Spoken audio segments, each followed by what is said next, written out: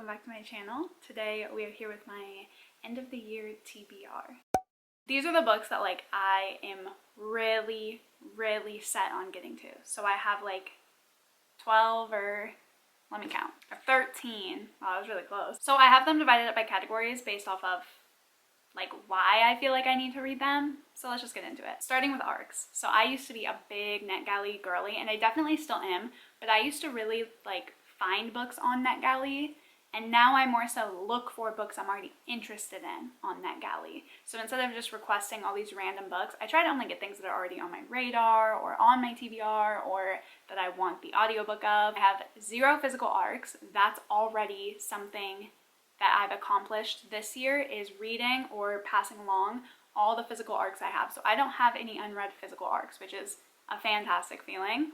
So the only 2 that I have left are on NetGalley, and I'd like to, I'm not saying I'm going to stop using NetGalley, but I'm definitely going to, I want to go into the year with a clean slate. So the 2 that I have on there right now are more recent, but they're definitely still late in terms of arc reviews. And the first one is Good Bad Girl by Alice Feeney. I love Alice Feeney. There's only been one Alice Feeney I didn't really like, and even that was a 3. So she's never put out anything that I don't like. I really like Alice Feeney. She's super twisty and I love it. I will say I did start it already, and I'm not the biggest fan. There's a lot of characters. It's just a lot, and it's really confusing to keep up with. So far, I'm only maybe 20% in, if even, honestly, but so far it's my least favorite, so I'm really nervous about it, but excited to just get to it. Then I have Once More with Feeling. This is by the same author that wrote Funny You Should Ask, which was a 5-star read for me that I read earlier in the year, so I am really excited to get to it. I will say I've also started this one. See, I've started both of these, and both of them I didn't really like, and so that's why it's taking me a long time to want to get around to finish them. They're both kind of current reads, but I think I'm 16%. So I'm 16% of the way through. But my problem is, and I talk about this in my last video, but I don't like books about singers. And I've noticed that in particular, because it's not just about famous people. I don't mind that. Singers. Something about music industry. I don't know where that comes from. I don't know why I don't like it, but I don't like books about it. And so this one is kind of dragging for me, even though I love the writing style. I'm just bored. I don't want to hear about their tour dates. I don't care. We'll see. Watch it be really good in the end. But then I am doing the Pop Sugar Challenge this year, which I have talked about quite a bit, and I would like to finish that off ASAP. So I do have 2 books left. I have 2 prompts left, including the bonus challenges, so that's pretty good. The first one is reading a book set or about Hollywood, and obviously I am finally going to get around to 7 Husbands of Evelyn Hugo. I am really excited about this. I actually was holding off on reading this because I wanted a physical copy because I know I'm going to want to annotate this. And I found it at the thrift store for $2. So I am finally going to get around to it and finish off that prompt. This is probably one that I'm going to read in, I guess it would be November, December, I don't know. Then the second prompt that I have left is read the longest book on your TBR. And for some reason I saved this for the end of the year. And the longest book on my TBR is A Game of Thrones. And I have actually started this. So I am about that far, which you wouldn't believe it, but it's 5 hours of the audiobook. It's very good, but it's so intimidating. It's such a hunker. It's overwhelming. And I've seen the first season of Game of Thrones. I'm not even kidding, 10 times. And that could be under. They adapted it so well that this book is almost, the show is almost exact copy of the book, which is great. I wish they did that for more seasons. But it makes it a little boring to read because I always know what's coming. Obviously, there's more information in here. You get scenes that you don't get in the show, which is great, but it's just I don't know, I'm having a hard time with it because it is so familiar to me that for how big it is, how much of a hunker it is, it's not enticing me enough, since I'm already yep, knew that was coming. It is what it is. The audiobook's fantastic though, which makes it a lot easier to get through, but it's just so intimidating. I think in November, I'm just gonna November 1st, I'm finishing whatever books I'm currently reading, and then after that, I'm finishing all of them. And after that, I'm dedicating myself to this non-stop until I finish it. So those 2 would finish up the Pop Sugar Challenge, which I think is fantastic. But then I also did my 23 in 2023 challenge that I do every year. The first one is Atomic Habits. One of my goals for this year was to read more nonfiction. I just wanted to read 6 nonfiction books. I only need one more for the rest of the year. Atomic Habits, people swear by, people say it's absolutely amazing. It's a super, super short book. I'm excited to get to it, see if I learn anything, and it's been on my TBR for a really long time, so. Then I have Pride and Prejudice. I actually, once again, I have started Pride and Prejudice, and I absolutely loved it. I originally was reading this with my sister. We were doing kind of like a book club situation, like we would pick a book and we would read it, and then every like couple chapters we'd check in.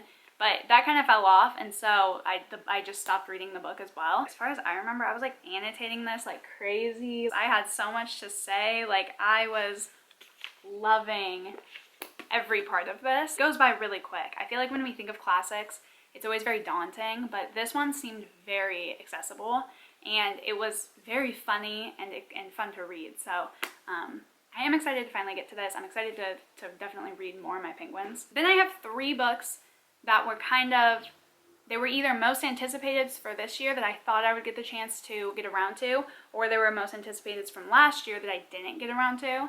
So whenever I have leftovers from like my 20 and 2020, 21 and 2021, 22 and 2020, whenever I have leftovers, I automatically have always in the past made those ones move on to the next round. So I always like to put a couple like new releases on there, and last year unfortunately I didn't really get to a lot of them, so I think 2 of those ones did move over this year, maybe 1 or 2. I have The No-Show by Beth O'Leary. I loved Flatshare. I didn't really like the Switch a lot, but I do really like her writing style. It's definitely different. It's a little more like women's lit, but I just really like the way that she writes. I think she writes really, really impactful things, as well as like funny and rom-com. It's like, but it also tends to have darker, more like heart-wrenching topics, which I actually really enjoyed. The problem is I can't find this in store. I don't really want to buy it because I'm scared that it might be like the Switch, because I really didn't like the Switch.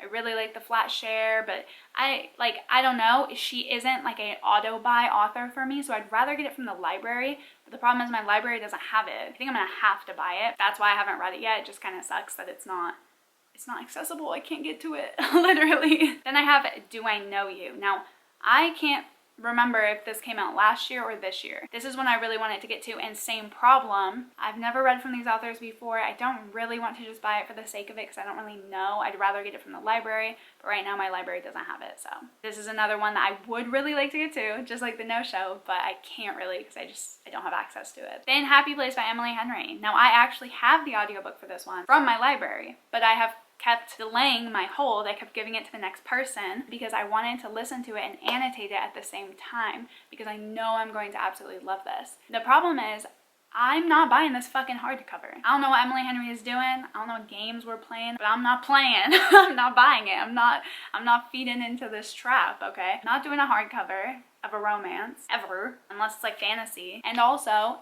match your other books. Stop playing. Don't be weird. I literally see like 3+ TikToks a day just about this, about how mad people are that Happy Place doesn't have a paperback yet. So it's like, come on, let's go. I want to see it at Costco by Christmas time. So that's why I've been waiting on that one. I'm like, I don't want to just listen to it on audio, but I might honestly have to, because I'm not buying the hardcover. Like, it's just not gonna happen. It's not gonna match the rest of my books. I don't know what to do about this one, but I'm like really upset actually. I don't know if you can tell. Someone was saying that she said she might never release it in paperback. And I don't know about Funny Story. I don't even want to think about it. So I don't know what to do about this. I really, really don't. Then just some extra ones just for fun. I want to read Wild Card to finish off the Warcross series. It was a goal of mine to try to complete all the series that are complete, that I'm in the middle of. If I'm in the middle of a series and that series is fully finished, I wanted to read it all. But yeah, so that was a goal of mine. So I would like to do it since it's only a duology and I do have it at the library. I would like to just finish that. Then Homegoing. I just really want to read this. It's just a book that I feel like I would really, really, really like. And I've owned it for quite a while and I'd really like to get to it. My copy I got secondhand, and I don't remember if it was from the store or like a free little library, but it has some water damage. The pages look fine, but the sound so crinkly and like ASMR. I love it. So I don't know, it just makes me think of fall now. I don't know, it's just one I want to get to like for enjoyment. A lot of these are for other purposes, like goals or challenges or whatever. Like, I just want to. Thank you. And then I do have 2 books here that I want to read this Christmas. Obviously, I'm probably going to do a Christmas romance vlog. These are 2 that I own that for sure I already know are going to be in that vlog. We Met in December, and Tessa Bailey's new one, Wreck the Halls. Look how similar these are too. I was looking at that the other day, like the tree placement, wild. Her in red, he's in blue. The color of the pages. But these 2 will definitely be in that like Christmas romance reading vlog, and that's 2 more that I get to check off my TBR. This is my the newest book that I own. I just bought this. It was at Costco already for like 10 bucks. So I am really excited to get to this. I'm like looking at all these other books like, I might just read this one. That is my end of year TBR. Be sure to leave a comment and let me know what your kind of like top books are that you want to get to by the end of the year. Like the video if you like the video, subscribe if you're not already. I will see you in the next one. Bye.